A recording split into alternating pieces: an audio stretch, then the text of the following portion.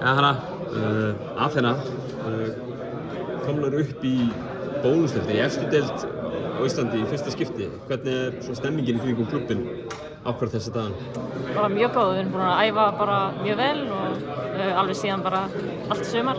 Stelpur eru ótrúlega duglegar og ótrúlega skemmtilegt umhverfi að koma inn í það sem bara frábær umgjörð og krafa það að allir sé að verða betri og bæta sig og ég held að við erum með flottan hóp og eigum mikið inni og erum eftir að vonandi topa á réttum tíma.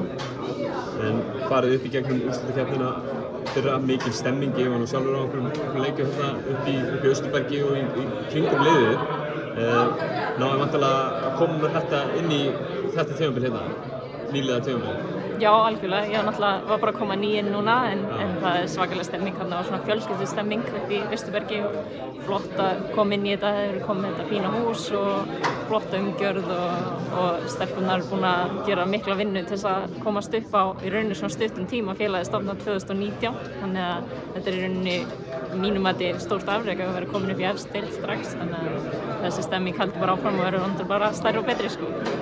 3 lið sem að koma upp úr fyrstu deildinni og ég meina hvort sem það kvenna eða karla deildina, þá þokkalegur munur á þessum deildum og þessi 3 lið raða sér þarna í 3 neðstu sætin í Spáni og þið dragið stuttastra og eru þarna eða neðstar í Spáni og ykkur spá beint niður aftur.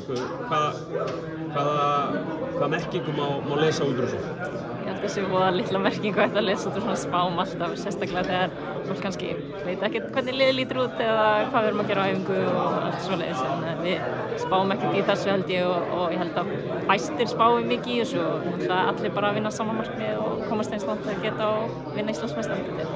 Þið fæðið skiknast aðeins inn í ykkar hugarheim. Hver eru svona ykkar markmið fyrir veturinn núna?